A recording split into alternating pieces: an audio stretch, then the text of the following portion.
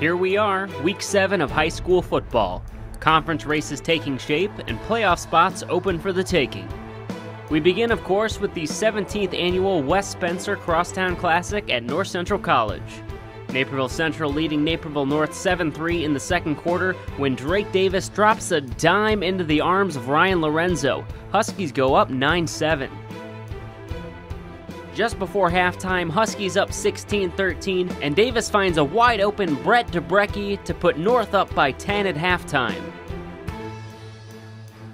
Redhawks come roaring back in the third quarter. Peyton Thorne hands off to Jaden Reed for the 3-yard score. Central back on top 27-23. But North would use several Redhawk miscues to retake the lead. Drake Davis with his 4th TD of the game, this one to Matthew Hines. Huskies up 44-27 with 6 minutes to play. Central not giving up. Peyton Thorne with a pair of late touchdown passes to Jaden Reed and AJ Dienhart.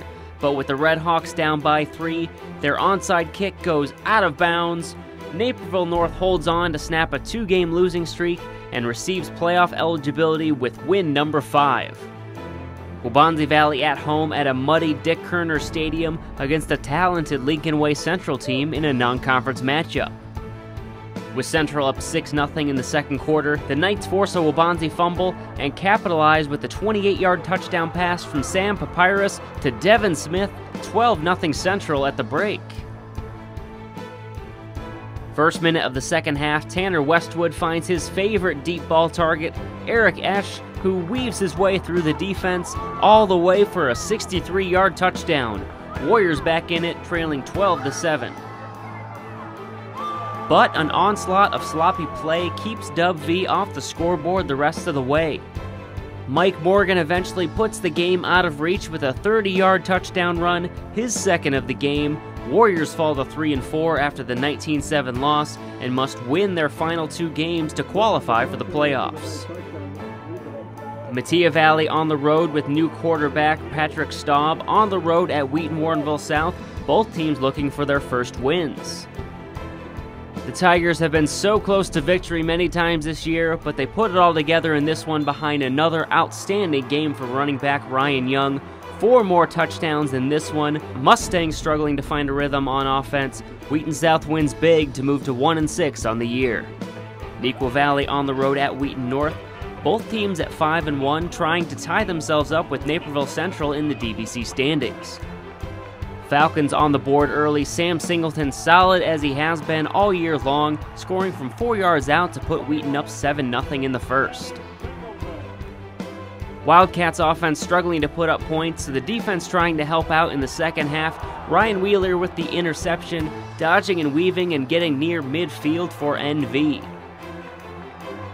But Neuqua could not capitalize. Sam Singleton 138 yards on the day, putting in his second touchdown as the Falcons blank the Wildcats 23-0.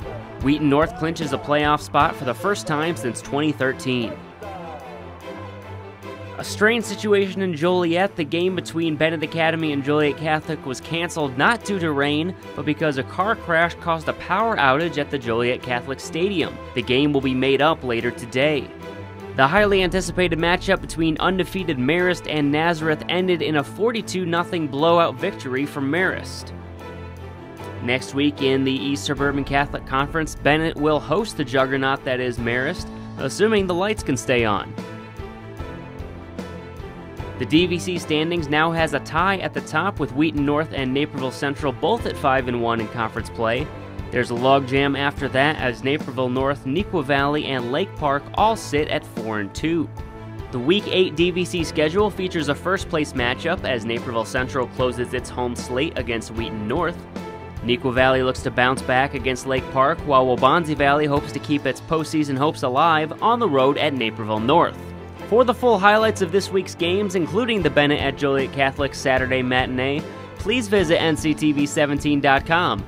We'll see you again for Week 8. For Football Friday, I'm Justin Cornwell.